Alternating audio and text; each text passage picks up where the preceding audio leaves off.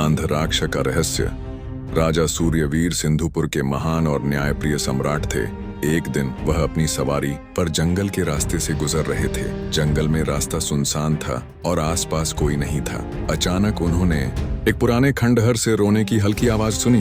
राजा ने अपने घोड़े को रोका और धीरे धीरे खंडहर की ओर बढ़े। वहां उन्होंने देखा कि एक स्त्री कांपते हुए बैठी थी। उसके चेहरे पर डर और दर्द की छाया थी। राजा ने पास जाकर पूछा, तुम कौन हो और यहाँ क्यों बैठी हो? वह स्त्री कांपते हुए बोली, मेरा नाम वसुधा है।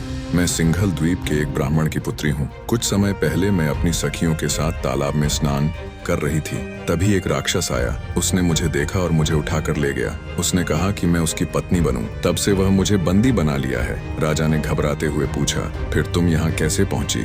वसुधा ने कहा, मैं एक रात उसकी गुफा से भाग निकली, लेकिन वह अब भी मेरा पीछा कर रहा है और आप उसे मार भी नहीं सकते क्योंकि वह अमर है। वह हमेशा लौटता है। राजा ने हैरान होकर पूछा, वह अमर कैसे है? वसुधा ने जवाब दिया, उसके पेट में एक मोहिनी रहती है। जब भी कोई उसे मारने की कोशिश करता है, वह मोहिनी उसके गले में अमृत डाल देती है और वह फिर से जीवित हो जाता है। यही कारण है कि वह कभी मरता नहीं। राजा सूर्यवीर ने कुछ देर सोचते हुए कहा, अब वह नहीं बचेगा। अब मुझे उसकी अमृता का रहस्य समझ में आ गया है और अब उसका अंत भी संभव है। राजा सूर्यवीर ने वसुधा से अधिक जानकारी ली और उसकी बातों को ध्यान से सुना। वह समझ गए थे कि यह केवल एक सामान्य राक्षस नहीं है, बल्कि यह एक जटिल और खतरनाक स्थिति थी। वह कोई सामान्य अमृता नहीं थी जो किसी साधारण जड़ी बूटी या फल से समाप्त की जा सकती थी। यहाँ एक शक्तिशाली मोहिनी की मदद से उसे हर बार जीवन मिल जाता था। राजा ने अपनी तलवार निकाली और पूरी तरह से तैयार हो गए। वह इस रहस्य को सुलझाने का संकल्प लेकर उस गुफा में जाने के लिए निकल पड़े,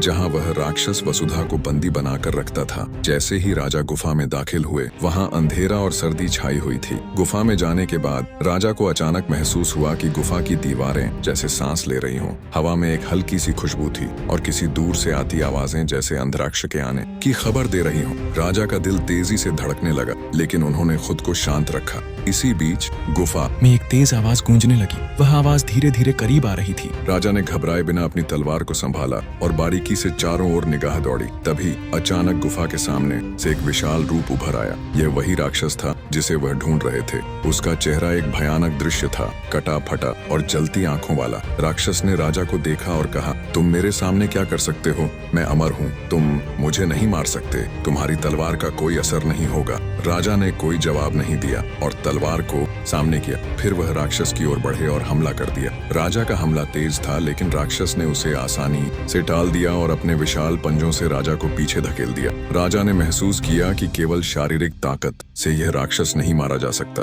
उन्हें कुछ और करना होगा।